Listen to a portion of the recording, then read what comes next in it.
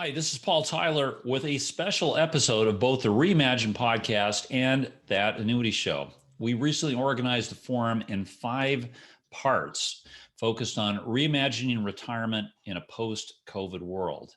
Today, we're sharing the conversation from forum number 4, which was delivering products of the future for the next generation of retirees. So, Laura, welcome. And tell us, we had a really good panel, and especially we had a terrific moderator. Who was that? We did. We haven't gotten to that point yet, Ramsey, but we were lucky to have a terrific panel. So we had Blair Baldwin from Age Up. We had Jan Buxbaum from Nassau Financial Group, Abby Levy from Primetime Partners, Scott Moody with K4 Connect, Aaron Shapiro with Day Forward, Tyler N with Retirable, and the moderator of the hour, our very own Ramsey Smith with Alex FYI. So anyway, thanks guys. That was a really fun panel. And so one of the things that's very clear is that the strength of that panel was in the panel itself, not so much the moderator. It was just great to be, able to be with such a creative group. It was a fun mixture of people that I happen to know very well, and then some other folks that were brand new for me. And there were a few things that came out that really, in some cases, blew my mind. So one in particular was the question of adoption. So if you think about it, everybody in our space, in the insurtech space, is, especially in the retirement area, is hoping that older Americans are going to adopt technology in a more meaningful way in the past. And I think that in general, corporate America underestimates how much older Americans are already using technology. And so one of our panelists, Scott Moody from K4 Connect, who provides technology-based services inside assisted living facilities, said that among a target audience of customers, I think it's 40,000 customers they have, 85% of those customers who have an average age of 85 are using the technology. We're using the technology once a day pre-COVID. But since COVID came around, the usage rate went up 500%. And that was just, for me, that was an absolutely remarkable stat. And the other piece here that was really remarkable to me is that all these really smart people who were approaching these issues, in terms of how they built their businesses, each entrepreneur that we spoke to had their own style, and 2 sort of examples of it, I'll call them extremes. Blair Baldwin is building a business within the context of a major life insurance company. And that's worked very well for him and his strategy. Aaron Shapiro is building a carrier from scratch, and that's working very well for him. And he's modeling it after some companies in the P&C space that have done that. So it was just an amazing panel on a number of fronts, and was just honored to be able to be a fly on the wall. Yeah, and it's interesting. So for me, talking about there's different strategies, right? So meeting people where they are. So in this case, it's the retirees. But what if we didn't just meet them where they were, but then also thought about products, either new or additions to current products that are specific to that group, right? So why do we have to offer the same things we've always been offering to a group of individuals that's just growing in quantity? I think as the next 4 or 5 years go by, if we're not creating new opportunity for people to purchase differently or purchase new product, then it's a missed opportunity there. So not just meet them, but create for them as well.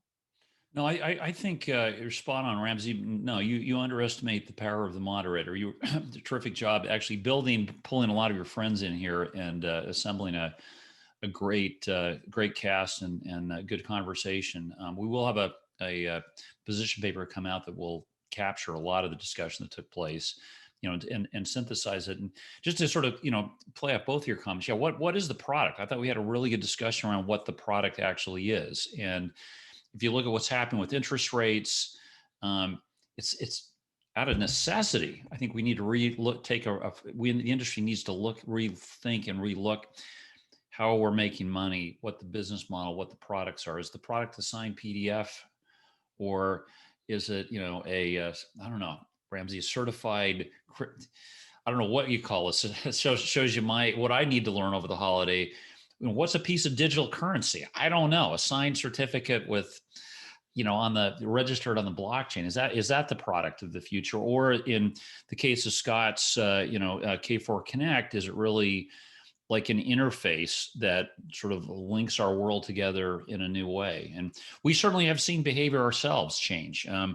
Just since February, I mean, the use of people over the 55 coming into our website is just on a mobile phone has gone up like 25%. It's astonishing. So the world is changing quicker than we could imagine.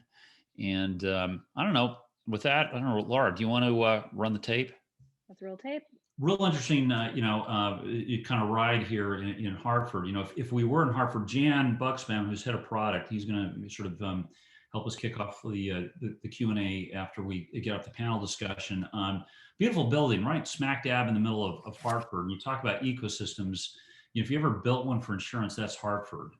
From our building, you could probably throw a rock and hit maybe, I don't know, Jan, maybe $1 trillion in assets under management with these different insurance companies. The insurance commissioners across the street, Travelers, the Hartford, AXA, Prudential, you name the companies are all there, plus all the actuarial firms. And up until about 2016, there really wasn't a lot of activity in the insurtech space in Hartford. We bought the company, and I came up in 2016. Just coincidentally, a lot of people had been doing work in innovation, and all kind of coalesced in Hartford. The mayor, great guy, happens to be a Rhodes Scholar, fabulous guy, said, we should, reinvigorate the city by bringing startup activity in. CT Innovations, Doug Roth was there. Matt McCoy said the same thing. And my connection was through Matt, who said, why don't we do an accelerator here? They're doing one in Iowa. We're seeing some stuff out in the West Coast. I said, yes. And so a bunch of people all came together, and, fast forward a couple of years, we suddenly had, Techstars across the street from us doing an accelerator for Stanley Black and Decker. We've got Upward Hartford, some of the startups, Sylvie Desmet, RU from Belgium, actually came to Hartford to try and build out to launch her startup here in the US. Makerspace, we probably have one of the biggest maker spaces, Laura, in the New England area, maybe 70,000 square feet, you name it, you can make it there. A lot of great things. And what we did is sort of parked ourselves and said, look, these programs are all great, but it takes, come in, do a 3-month program, then what? Look, even if you're an established company, if you're Salesforce, it takes more than 3 months to get a contract with an insurance company.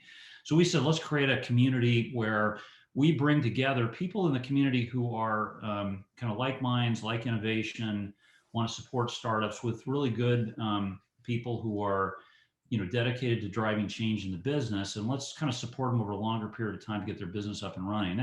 That was really our ReImagine part one. Beautiful space. Jan, if you can kind of see sort of the area, it's a really big open white space. Well, pandemic hits. Laura, I think we had an investor day on February 28th. It must have been the last one we possibly could. And we had, how many one-on-ones meetings did you set up with startups and VCs? About 107, but I'm not sure who's counted. Yeah, so we've had to pivot like everybody else. How do you keep these forums together where we're bringing startups together with people who are really influencers in the industry, in the Hartford community together, where it's not a pitch event, but it's a chance for people to get to know each other and figure out how to match, problems against people who want to deliver solutions. So what do? We go virtual. Well, even though we sell annuities, we're focused on retirement. There aren't a lot of retirement companies here. Craig Sims is in here, but Vantis was another small company in the retirement space, kind of poking around the edges, but we don't have a collection. So we've used this time in the pandemic to really kind of go bigger and focus really on sort of the areas that our company ourselves are focused on, which is solving a lot of the issues, financial issues people have in retirement. Now, what's the problem we're solving for? Is it higher income in retirement, or is it solving some of the problems that drive the income? So I think this is what hopefully this discussion will spark. We've had some really good calls here, and I've told people our kind of unstated but stated goal is like, could we bring together and figure out who are the top 100 people who are really going to reshape what retirement planning, retirement solving for retirement means in the next couple of years. So with that, Laura, let me throw it back to you, right? Yeah. Yes. Yeah, absolutely. So thanks again, everyone, for being here. If you've been on the train with us, you know that this is the part where we break out into the networking sessions. So we've been really thoughtful about who to pair. So you'll find some individuals who you will likely know in your group. You will also find some who you may not know, and that is with intention. So for part of our discussion today, we're asking individuals within the group to briefly introduce themselves and then talk about a similar question. So the question we want to pose to you, and we'll provide it in writing as well, but if you were to create one new product or service for retirees, what would it be? So Now, again, obviously, yeah, some startups are already doing that. Okay. Others, you would primarily for the others, you quit your day job. What's the, where's your passion in this business? Where would you take us? and this is the part where I get to hand it over to Ramsey. So I hope you enjoy the networking conversation. I know for me, we talked a lot about different aspects, and be curious to hear your thoughts afterwards. So Ramsey, thank you for being our moderator for today's conversation. For those of you who do not know Ramsey Smith, he is the founder of Alex FYI, co-host for That Annuity Show, and the panel moderator for today. So with that, Ramsey, the floor is yours. All right. Thank you very much. I just sorted out the mute situation there. Thanks all of you for showing up. There are a lot of familiar faces here. There are some friends. There are some just fantastic peers. And what we have here is exactly what we're looking to do. We're looking to have a relatively small curated group of people. And I like to think of this as sort of a modern day salon for the discussion of retirement technology and innovation. So thanks to all of you for showing up. We have an embarrassment of riches in terms of our panelists today. And so let's get right into it. I'll name all the panelists, but I'd like each of you, as we ask the first question, to just tell us a little bit about your business before you start talking, before you answer the question. I think that's the most efficient way to do it. So today we are joined by Aaron Shapiro of Day Forward. Aaron has been in stealth until very recently, so we're lucky to be here, kind of right at the cusp of his exposing to the world everything that he's had going on. We're also joined by Abby Levy. She's the managing partner and founder of Primetime Partners, a joint venture with Alan Patrikoff, and Abby has really an amazing experience set across a broad number of areas, in particular consumer products. So I'm very interested to hear how some of the lessons learned there, bring interesting insights into this problem.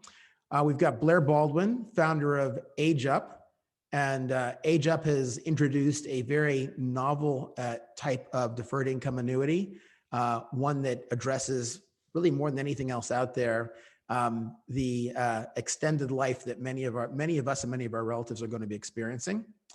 We're also joined by Scott Moody, co-founder and CEO of K4 Connect. And Scott has a very interesting platform that integrates a lot of the tools that are available in the market for assisted living centers and platforms. And lastly, but not leastly, Tyler End, who's the CEO of Retireable, who is doing some very interesting things, bringing retirement planning in a more cost-effective and accessible way to a broader set of consumers. So with that, we'll start with the first question, and we're just going to do this in a bit of a round robin way. And as we go along, I encourage people to speak freely, and Abby, in one of the prep calls, said she was on her soapbox. I invite Abby to get on her soapbox because we always hear good things when she does. So with that, let's focus on the last 12 months because they've been pivotal to society, the country, and this industry, I think, in particular. So I'll lead off with, and I'm going to start with Aaron. And that is, what do you think you've learned in the last 12 months that you didn't know before? And talk about how maybe some of the things that you saw, what surprised you, if there's anything in the process that required an adaptation to your to your business strategy, and if you've spotted any unmet needs in the process.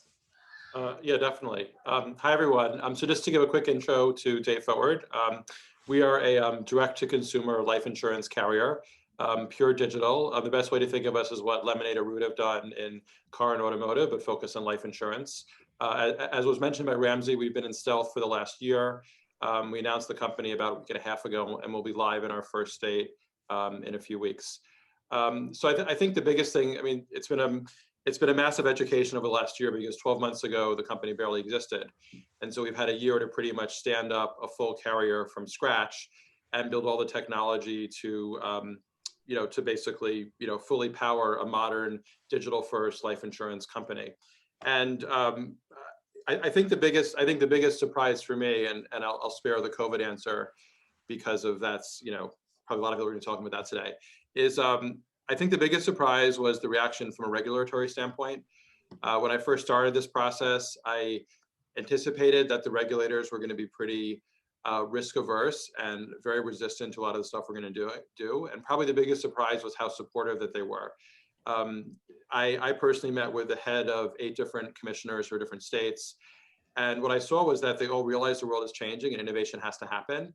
And they were incredibly supportive for what we were trying to do, including guiding us to how to think about the regulations in a different way, how they can take shortcuts to help us, all these kind of things where you think about regulators as being much more about a people of no. It was amazing how supportive they are and how eager they were to be part of the change in the industry. And so I thought that was very encouraging, not just for what we're doing, but for the industry at large, that there is potential for real change, and that regulation is not going to be one of the things that is going to hold us back.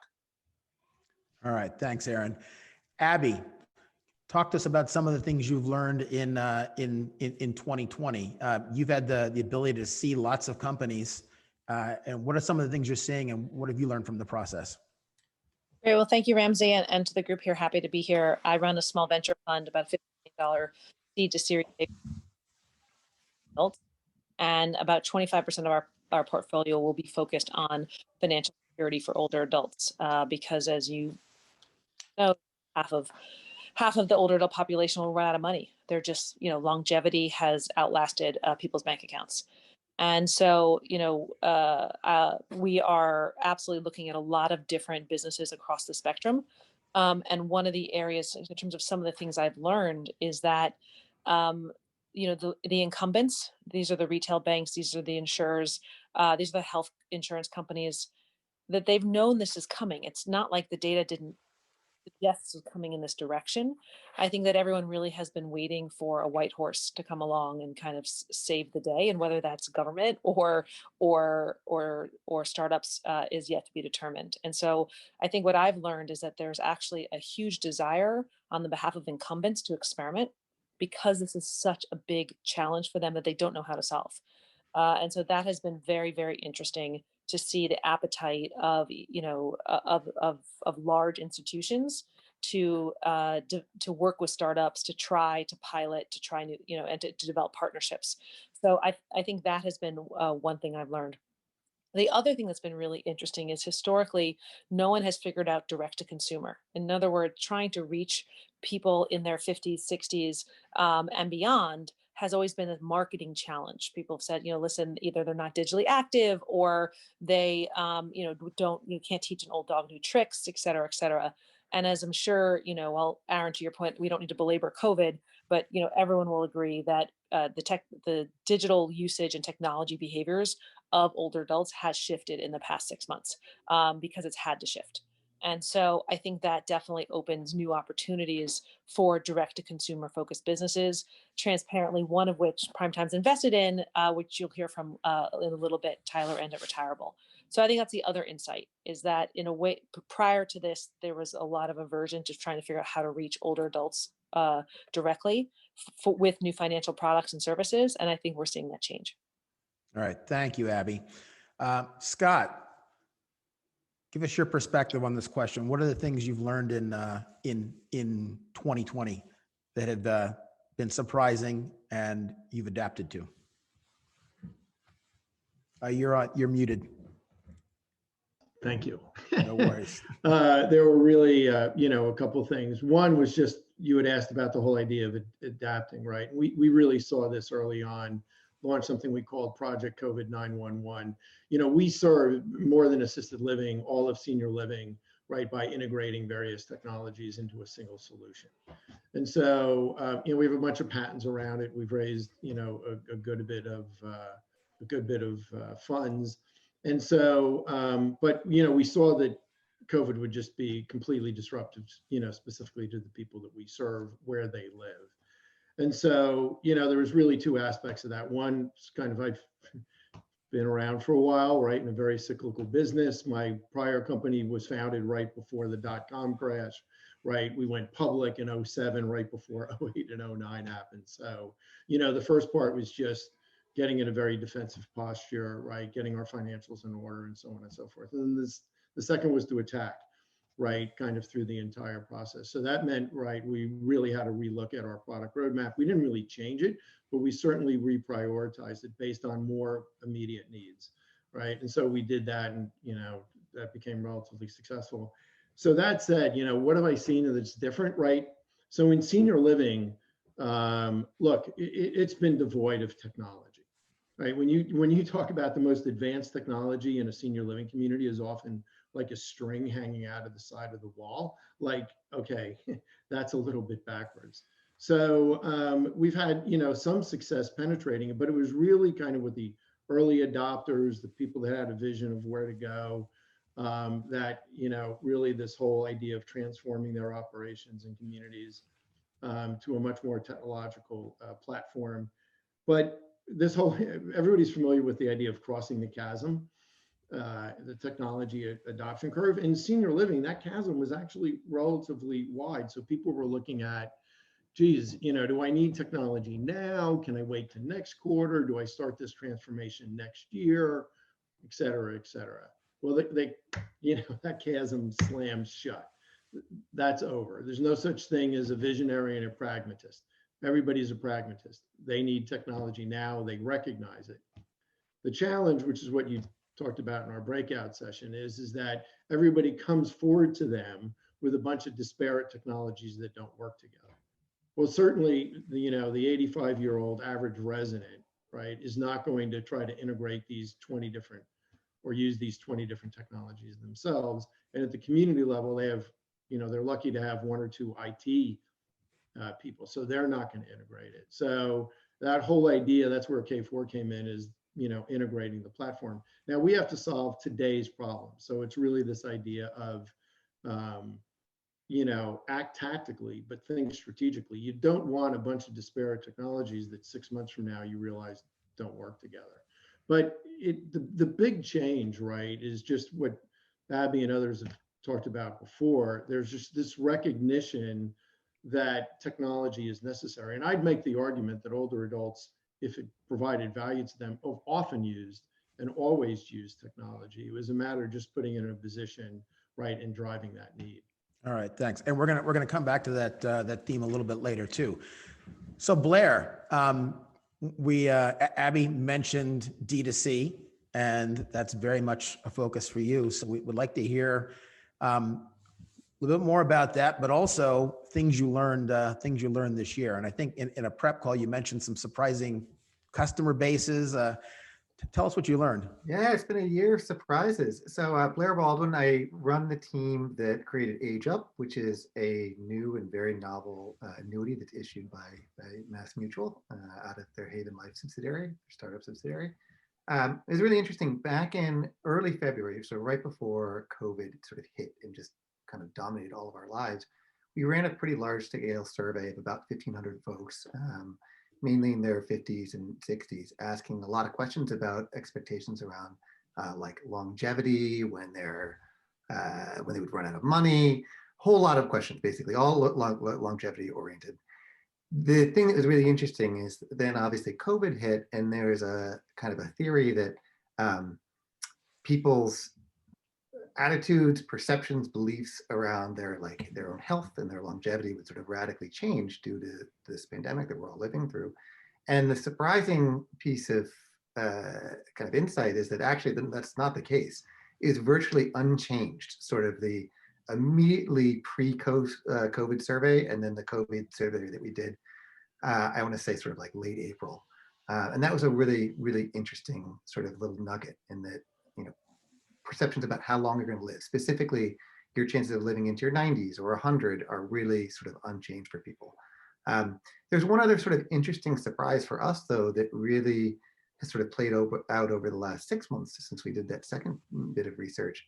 And that's that the kind of the balance of our customers that are buying our direct to consumer annuity product has tilted more towards folks that are actually requesting our return of premium, sort of almost treating it more like almost like a savings vehicle with a longevity kicker if you live to say like 100 and beyond than we originally thought. And I think that speaks to this kind of strange time that we live in that folks are both equally concerned about longevity, but also very much so about their short-term mortality risk. And it will just be interesting to see sort of how that plays out over time, whether that this is a snapshot of today or whether, you know, we'll find the same thing next year and the year after. That's great data, and it's particularly interesting that people are more interested in that return of premium, because the difference in payouts, as I recall from running your model a few times, is pretty substantial. Yeah, it really is. It really is. So. All right. Well, anyway, thank you for that. All right, Tyler, tell us about what you've learned in the last year and how it's affecting your business decisions. Thanks, Ramsey. And for the group, I'm Tyler, CEO of Retirable, where we're delivering holistic financial planning to the mass market. And we are almost 12 months exactly into our journey at Retirable. So quite a few learnings along the way. I think a really big one was just the appetite from this demographic. And we're specifically focused on mass market pre-retirees. So you can think ages 60 to 65, sub 500K net worth, just the appetite to engage in financial planning. And we know that this is a group that hasn't received all the financial advice that they need throughout their careers, and they're approaching retirement on their back foot.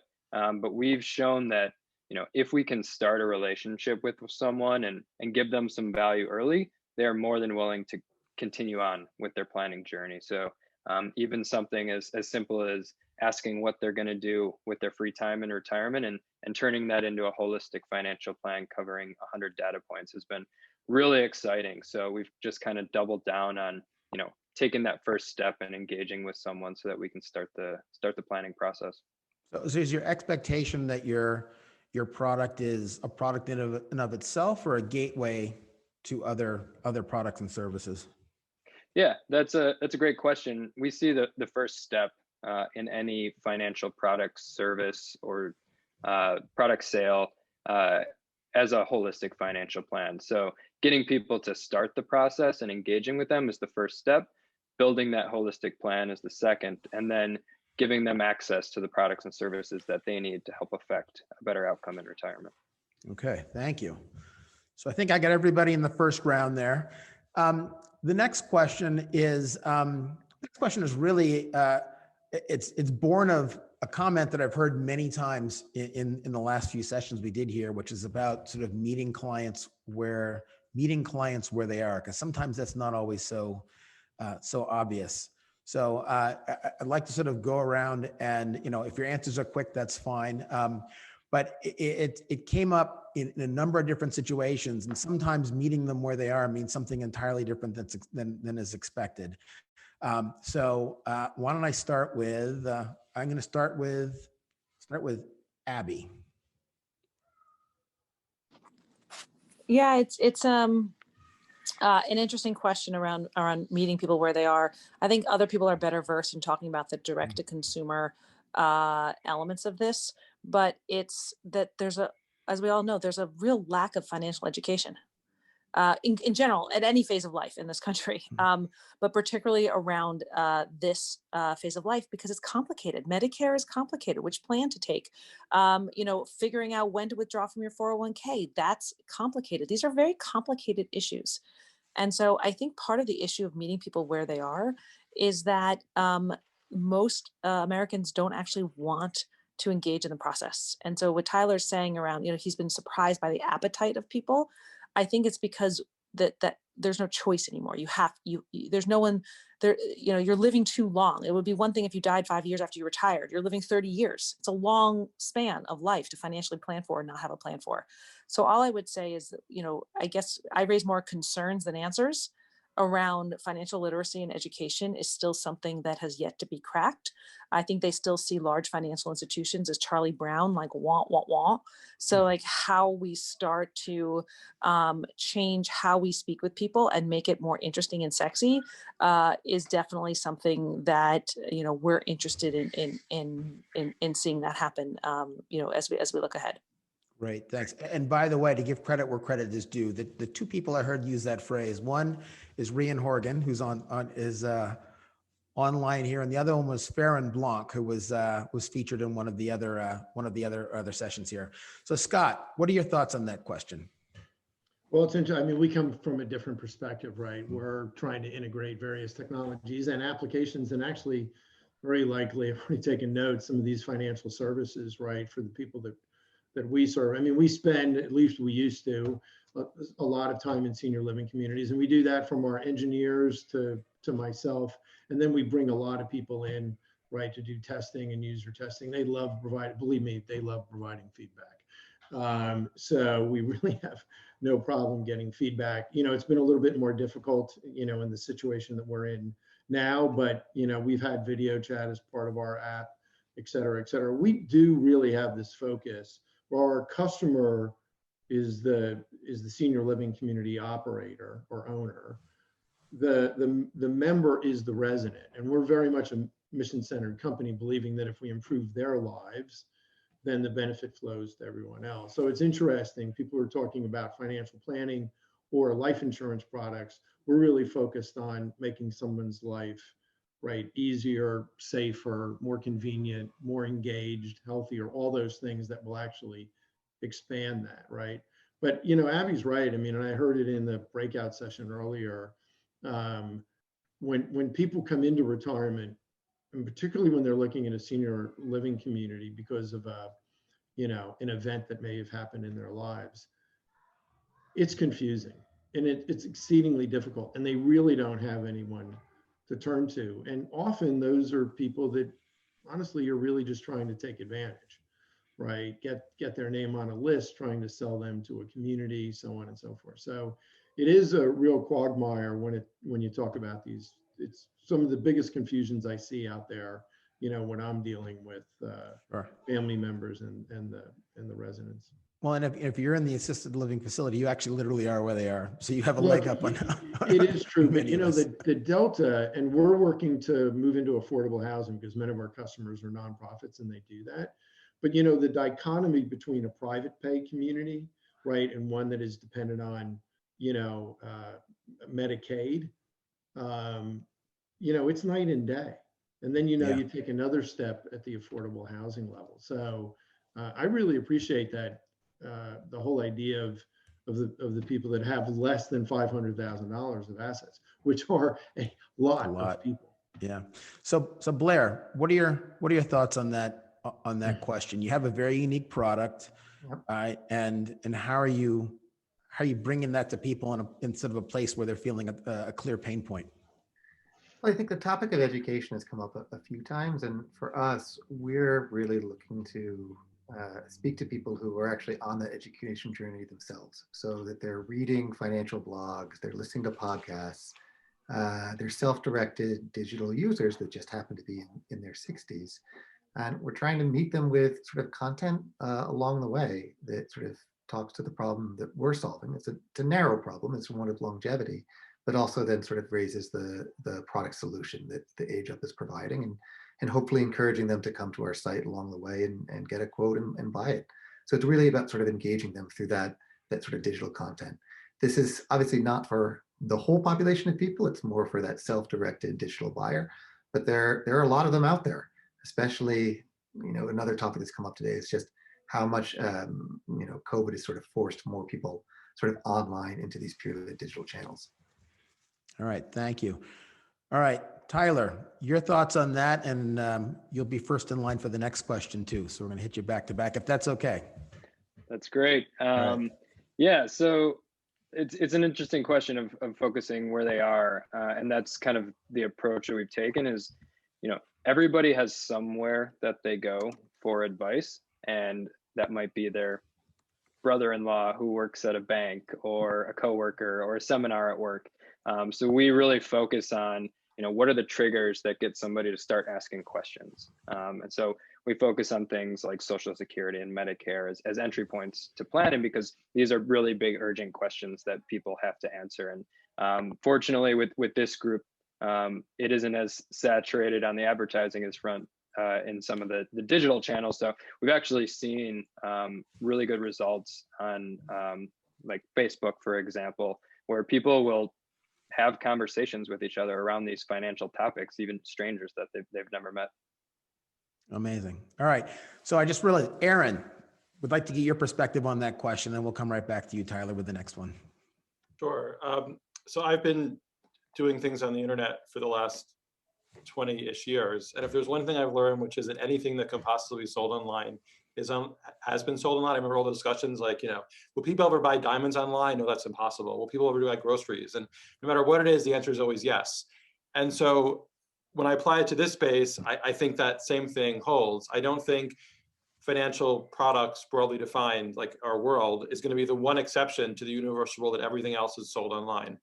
And so I looked at the problem of, why is it that this sector has had so much trouble?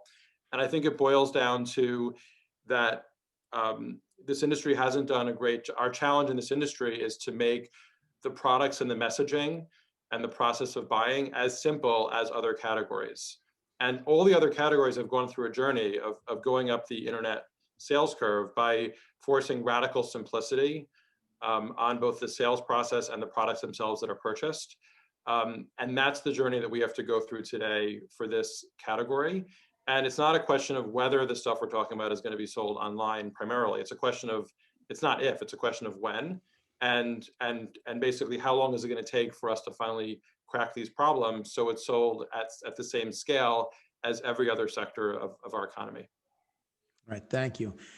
So the next question is really about how each of you chose your strategy, because as I look at what each of you've done, like we're all trying to solve retirement in some form or another, but each of us is not just attacking a different element of it, but we're making different strategy decisions. So as an example, Aaron building his own insurance company. Blair is working with Mass Mutual, so is doing it effectively with a legacy player. So each of you as innovators has made some decisions, sometimes very different decisions, to try and achieve the same end. So I'd love to hear about why you thought one particular method was the way to go. So Tyler. Sure. I think one piece of differentiation for us, kind of counterintuitive to other fintech peers, is that we kind of look at financial planning as deeply personal, and retirement advice, financial planning advice has always been delivered by this human advisor, regardless of what the product is that they're selling. So we always make sure that our plan has a human behind the scenes, and we give people access to text and chat with a real CFP. And whether or not they do that is up to them, depends on how they want to engage with us. But letting them know that there's a human behind the scenes is really big for building that trust and conversion. Okay. Fantastic. Blair, what are your thoughts? Blair has actually started a couple different companies. So, you've done it in a number of different ways. So tell us why you're focusing on this methodology now. Oh yeah. So before Age Up and Haven Life and Mass Mutual, I founded an insurtech called Quilt, and we were basically like a digital agency and an MGA, largely on the P&C side, but we did some interesting stuff on the life side also.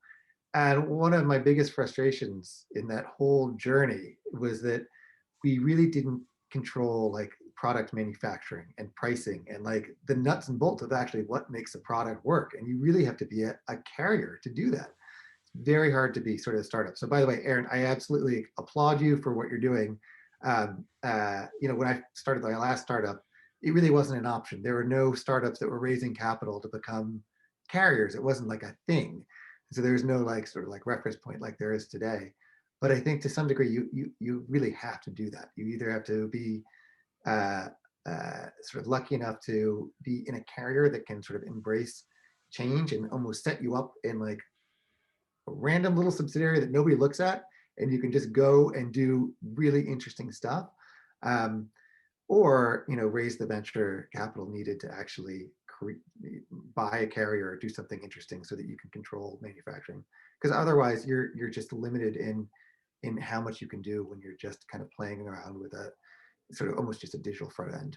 So Thank you. that's just one perspective, though. I know it's a little controversial. Yeah. Well, and you started another one. Goji was yet another one that you Yep. started as well. So you've done a number of things. Abby, as you're looking at companies and you're deciding kind of who you want to put your money behind and who maybe less so, like what are some of the structural decisions you're looking for? Like, again, we've already seen a few different models here. What do you like to see when somebody presents you with an idea like that? I mean, I'd like to say that I had some specific formula. I think it's a lot more around, have they figured out who pays for what?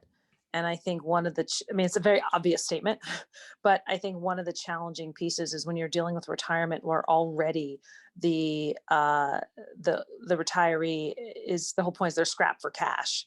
It's really hard to push too much down to them in terms of, out of pocket and fees and things like that. And so I think what we're looking for are revenue models that that have been somewhat proven or vetted. And so take, for example, financial advice. Financial advice is, there's always been a market for that. It's usually a percentage assets under management. So if you then transition that to a subscription business, people are understanding, well, listen, this is a lot cheaper than giving up a percentage of assets under management. And the same thing with the direct to consumer insurance products and other products. If they only knew what brokerage fees were, they would get excited to understand that, that there's, that there's some set of I wouldn't say arbitrage, but, there's some savings there. So I think what I'm really looking for at this early stage is a business model that makes sense for all the stakeholders. And that's very challenging, I would have to say, in this space. But if I look at the people on this call today, all the founders here are figuring that out because historically the incumbents have made a lot of money on these different financial products. So there's got to be a way through that. All right, thank you. So Aaron, right, you took the bold step of starting the company. Tell us a little bit more about that. I thought your comments about the openness of the regulators earlier was pretty fascinating. But having made the journey, and I'm sure it was not easy, sounds like you're glad you did it. Yeah. So first, I want to thank Blair for giving me a full answer ready, because I concur with everything he said. But what he mentioned was really our thought process, which is we felt that the only way to solve this problem is you have to address the whole value chain, from the product itself to how it's sold to all the marketing communications around it. And if you look at it broadly, it's actually part of a broader trend you're seeing across many industries, which is the internet is forcing verticalization. Right, you have on one hand the Nikes of the world that are more and more selling direct, right? Because they don't want to be they don't want to be commoditized by the Amazons. And you look at Amazon, and more of their sales are brands that they own themselves, where they're creating Amazon Basics and all these anonymous brands to capture more of the value chain. So it's not a unique thing. What we're doing might be a little bit unique for life, but it's not unique when you look at the broader digital landscape.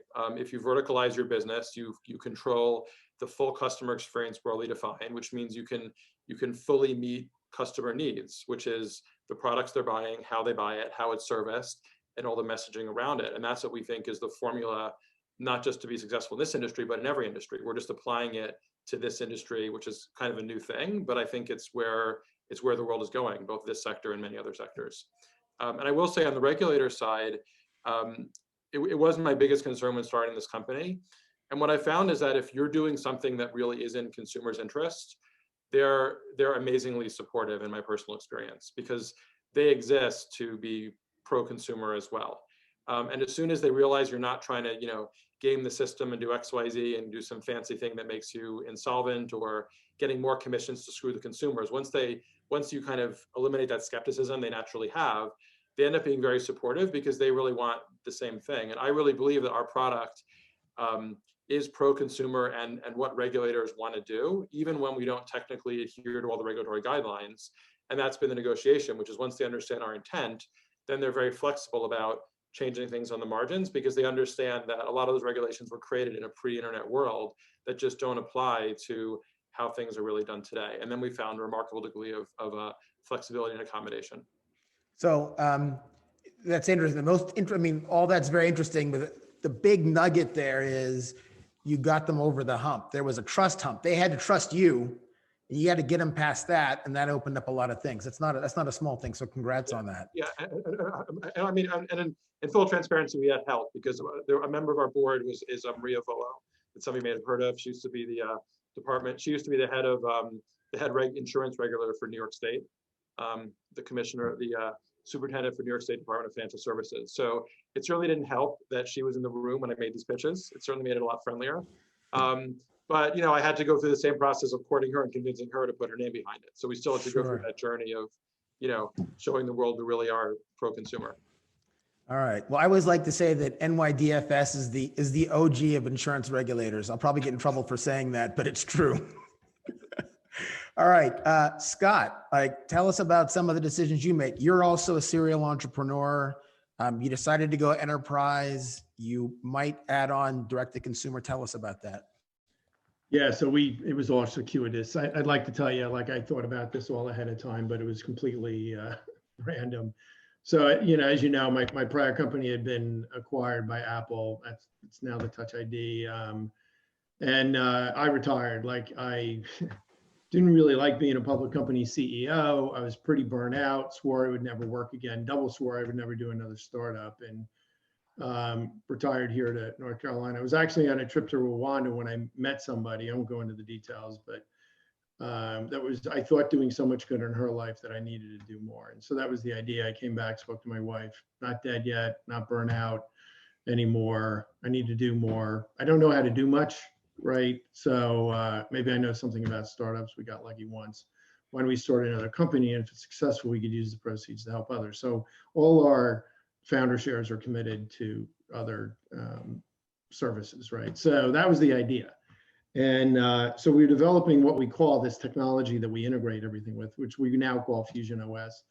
Filing a lot of patents, really hadn't picked the market yet. It was just a bunch of engineers working together on kind of invention category. And we were thinking of hotels and homes and businesses and so on and so forth, where you would integrate all these things. And then I honestly, I had a coffee with this guy. He was an advocate for the homeless, raising money. At the end, he asked me what we did. I told him all these things, that could be integrated into a single solution. And then he said, that'd be a great product for me. I have MS.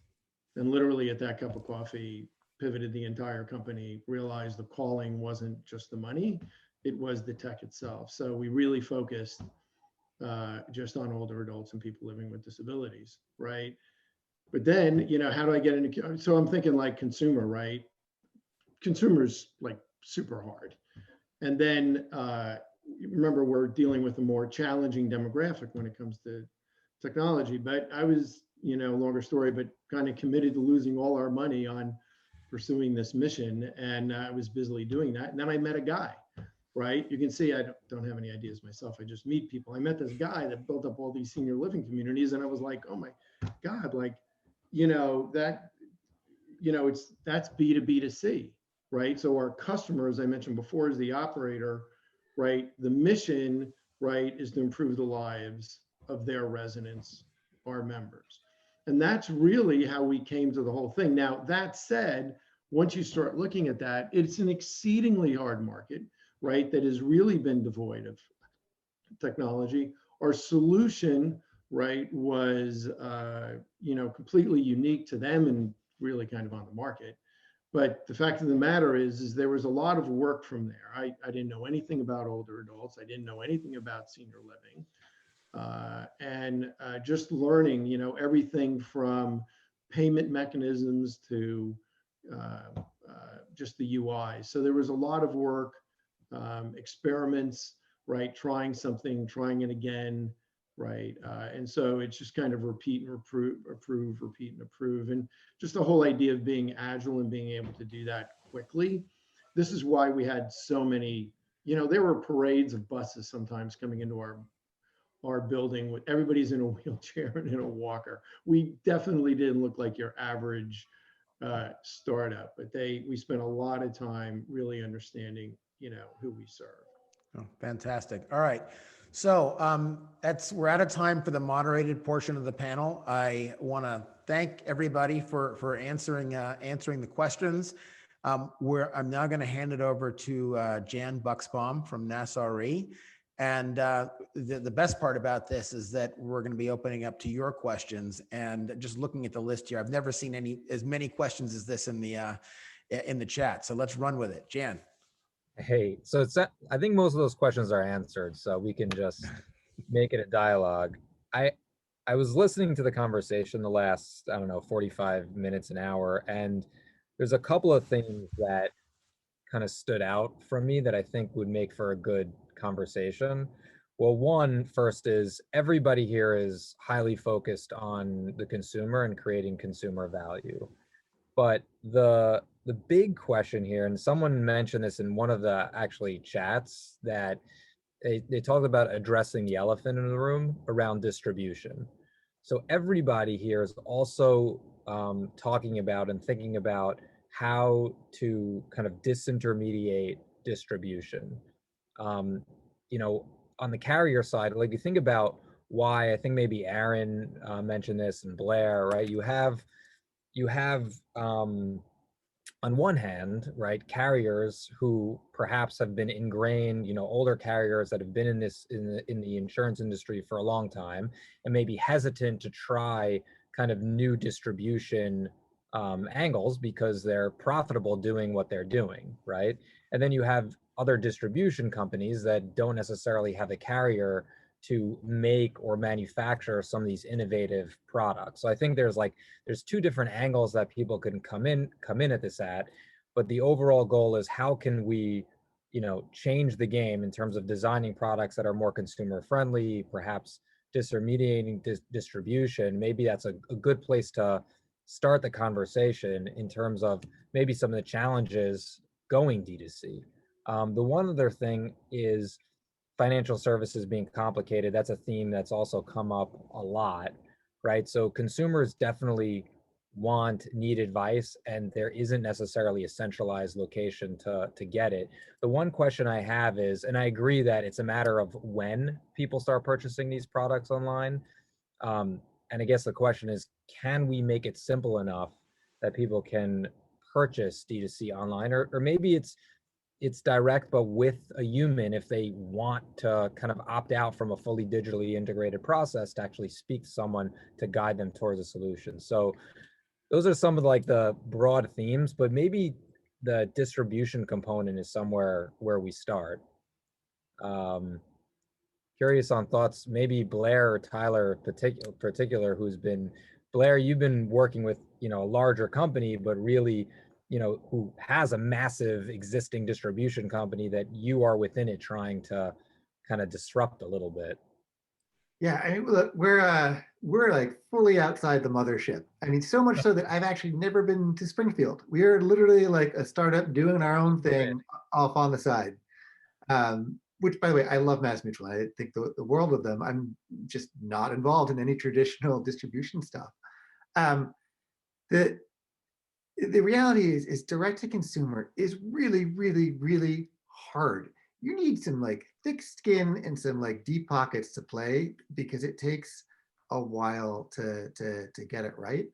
But once you can, through great product design, simplicity, a lot of these other sort of themes that have come up, I think it really gives you a competitive advantage over everybody. But equally important for me, I just want to help as many people possible. And so once we're not there yet, but once we get the sort of the product right, the UX right, the messaging, the language, all the stuff that goes around it, I then actually look at this as a potential almost reverse path back into traditional distribution, because then we will have sort of figured out so many things that we can get the product to a whole lot more people. And it, maybe just one sort of anecdote here is that one of the things that we found sort of along this way is that, yes, there are people that just want to buy things fully digitally in this sort of this demographic, but a lot of times they want to take a product or a concept to their financial advisor or their agent, and they want to discuss it with it. And so that it's not really a black and white, either digital or not digital. It's a lot of like gray and a lot of hybrid. And so as somebody who's sort of working in this space, really the challenge is sort of creating like the tools that will let sort of people on all ends of this sort of relationship dynamic sort of like function together. So I'll stop there because I realize I just said a whole lot all at once. Hey, Craig Sims, maybe you jump in. You maybe tell people kind of you've had a very unique journey here, carrier and direct. Well, what's the answer to Jan's question, having lived this a couple times? Yeah, we went direct in the middle of also selling through bank distribution as well. So we had agents selling in banks. We had our own direct side, and a couple of my banker friends that we were selling through said, why are you undercutting us by going direct to consumer? And I said, if you sold more life insurance, I wouldn't have to go direct to consumer. And she understood that perfectly. So, but the question for Blair, and this is part of the things that I talk to insurers about as part of my consulting practice is, I bring up Haven a lot, and I say, I'm not sure if MassMutual is leveraging Haven as a lead vehicle for their agents, right? So what's the average term case size at Haven? It's my guessing it's lower than most MassMutual agents want to sell, right? And that's why Haven, one of the reasons why Haven exists. So why not use that lead, that 34-year-old that came in and bought a $500,000 term policy, hand it over to a MassMutual agent and said, here you go. Here's someone just at the beginning of their lives, their earning lives. You could probably sell them 12 other products between now and the time they retire at 65. So there's a way to balance both, I think. If you're a smart company using the lower areas of protection on the life insurance side as a way to bring people in on D2C, and then use that as a lead gen on the agent side. Same thing can be said for retirement products. I mean, how many financial advisors really want to sell a $40,000 annuity, fixed annuity? And not a lot, right? So have that sold direct to consumer and then hand that over potentially to a financial advisor to see if they have any more investable assets. Hey, Scott, I know you wanted to jump in here if you have any thoughts to add. Well, obviously we're a different kind of distribution, but one of the things that I always find interesting when you're talking about older adults is it's as if, that's one group of people. Obviously there's products here that we're talking about from 55 to 65, but even if you take a survey and you fill in your age, right, it's like 10 to 20, 20 to 30, blah, blah, blah. And then all of a sudden there's like 65 plus. So everybody over 65 is not the same, right? Does not have the same acuity levels, doesn't like the same things. I'd argue most people in the 55 to 65 level are pretty technology astute, right? And then then you'll start to see the more rapid changes. So, right, the care, what somebody that might be 70, in good health, good mental health, et cetera, and what they can do online, right, is far different, right, than somebody that might be 80 or 85 and not have that same acuity level. And then it's a matter of trust, because it's that whole avenue of how do they know who to trust, and that is really a big advantage, right? I mean, a lot of people prey on that older population. So the one thing I would think is, when you're thinking about kind of older adults, it's not one group of people. They are far different. And just like we think about different demographics from 10 to 65, we really need to think the same way for people over 65. Hey, Tyler, it's just something you mentioned jumped out. Rian actually, and hopefully I'll pull her in and get her perspective as well. You got an interesting model where which wins, human or machine? When does the human, when do people want? Does every conversation eventually lead to a human? Forget about if they're forget about who they're contracted with and who the W-2 is with. Does everything end with a human, or do you see there are just these sectors that will absolutely do this stuff all themselves? Yeah, not everything ends with a human. And per my comment in the chat, what we've seen is that for everyone, they kind of want to start digitally, build up the language, understand the concepts, and then they'll speak with someone once they're comfortable and ready to engage. And that's overcoming that inaccessibility that we've talked about quite a bit. But one of the learnings that I wanted to share with this demographic that's been so exciting is that they're really willing to engage digitally and willing to share information about their financial lives. So one of our big data points is that almost 30% of our first-time users are willing to share up to more than 50 financial data points on their first session. So these are people comfortable using the technology, but we always want to make sure that we're giving them whatever path they want in order to engage with us. So whether it ends with a phone call from our W-2 or not, we're happy to make that available to them and make their lives easier.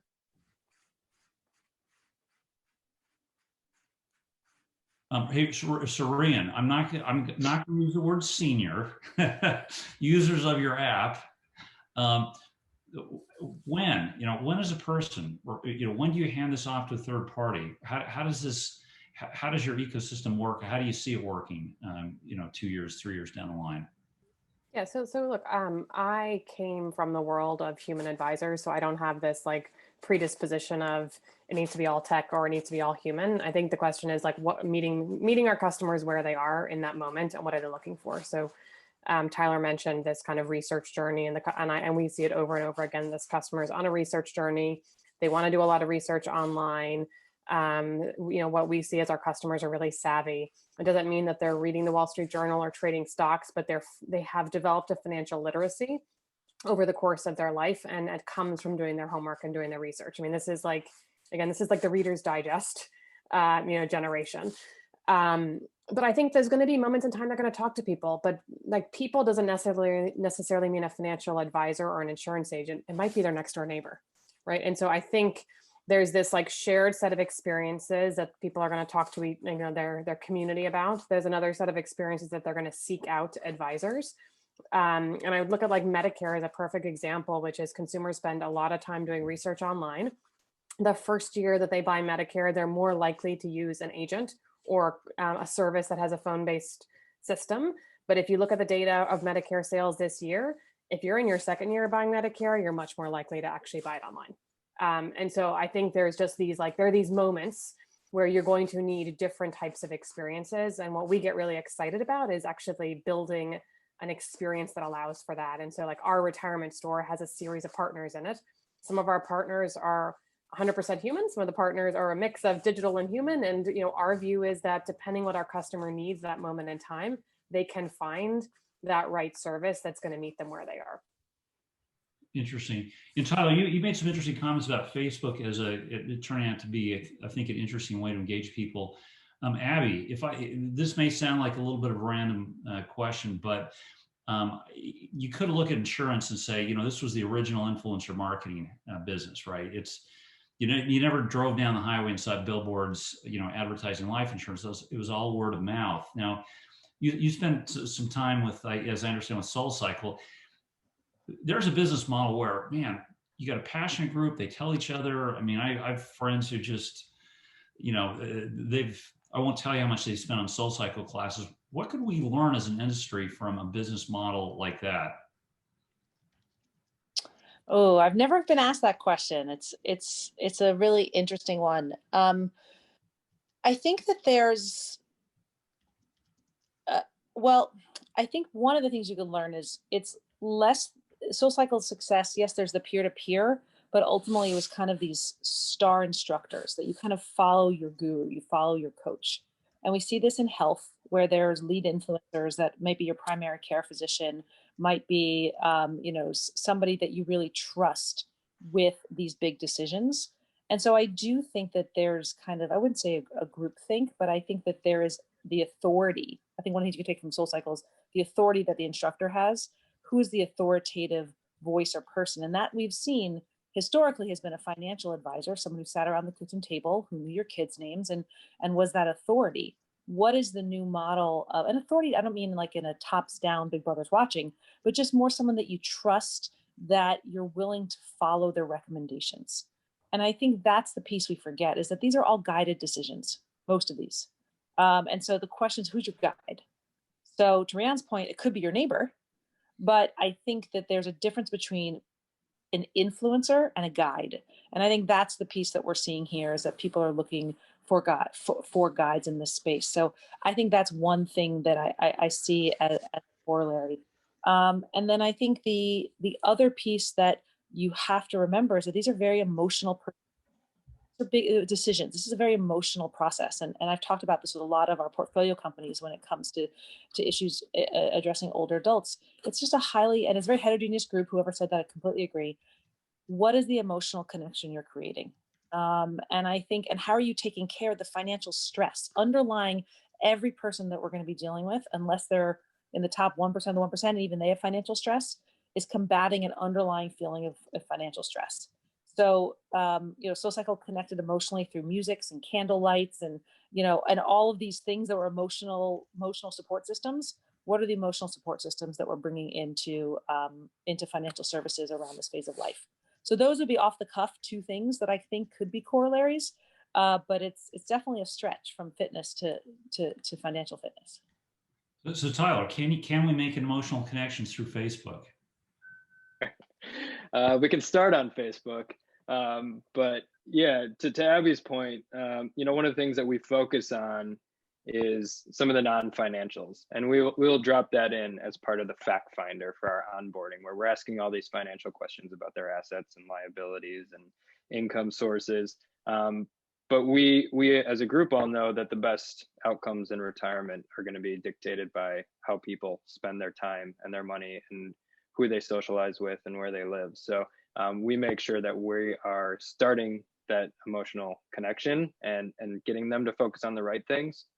Maybe it's not $4,000 a month, it's $3,500, but they live a block away from their kids.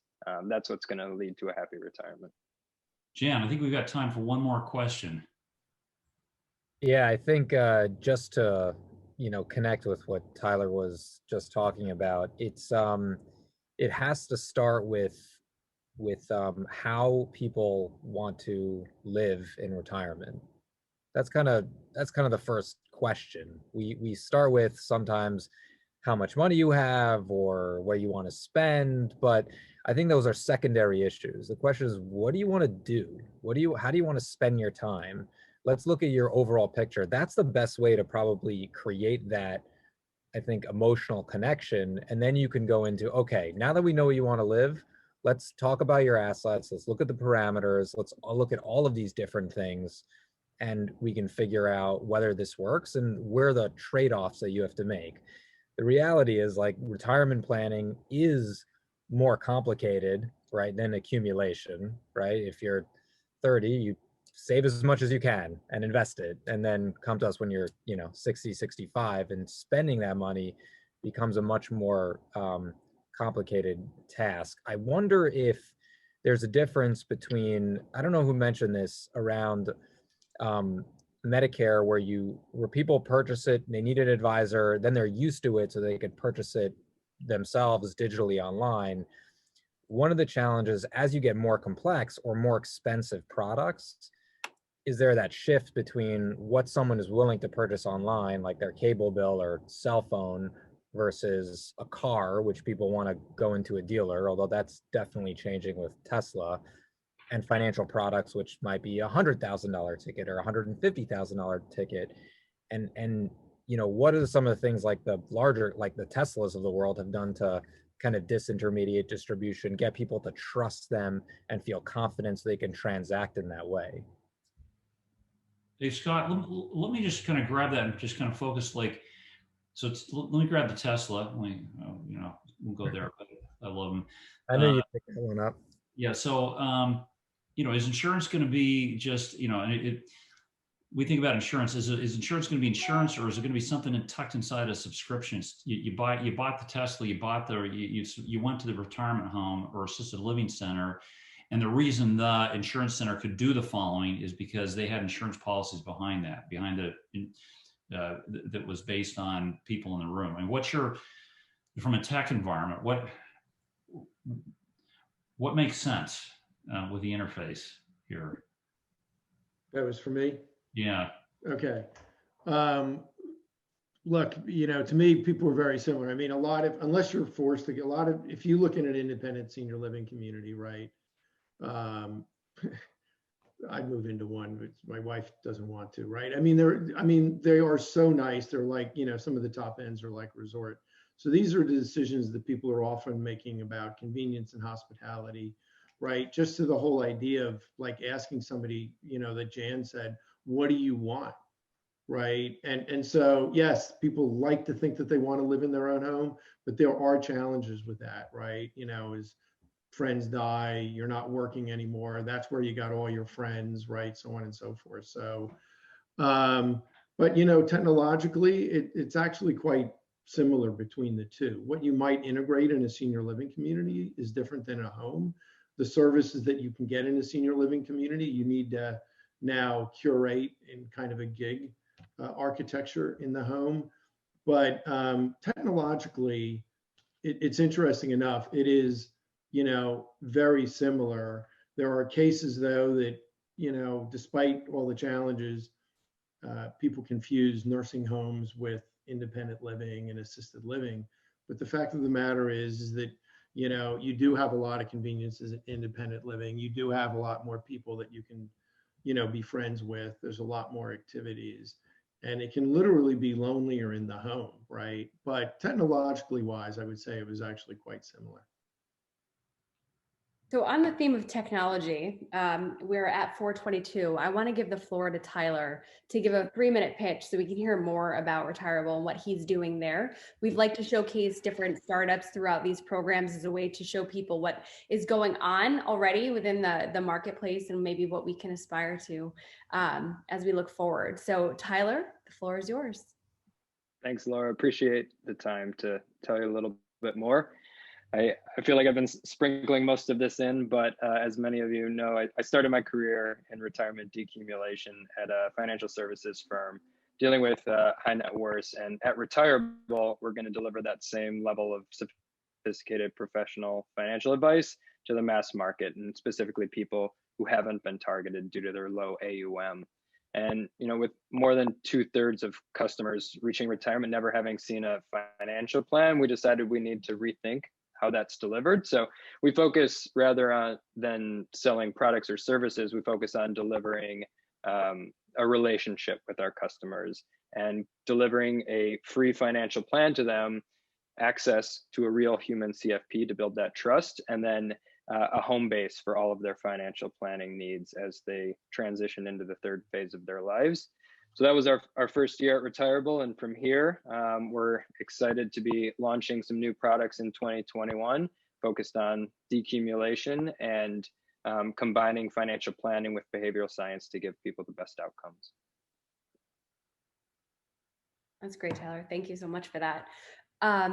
Paul, do you want to provide any additional insight into?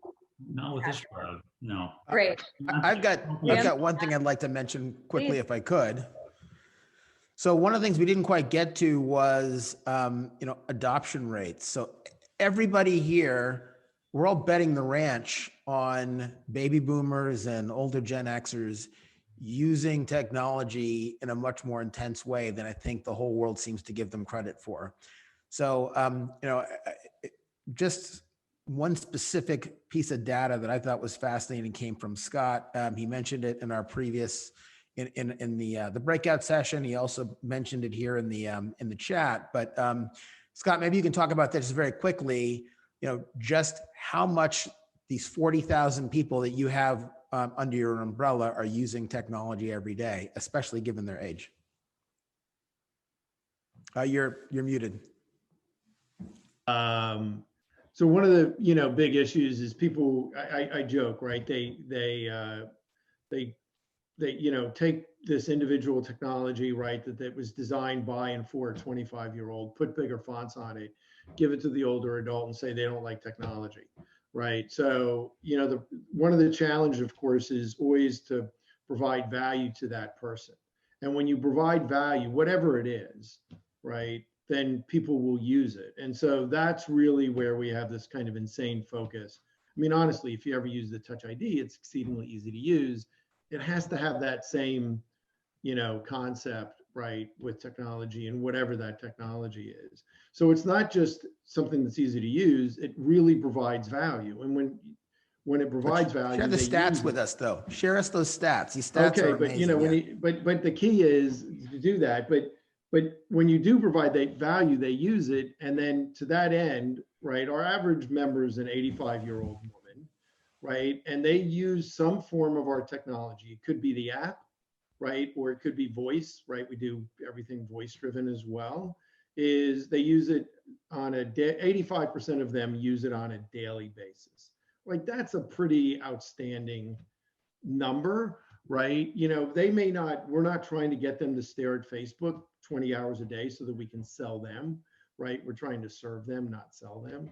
And so, but I do think that when people see benefit and you design it right, people will use it. I think that really plays to almost any kind of technology.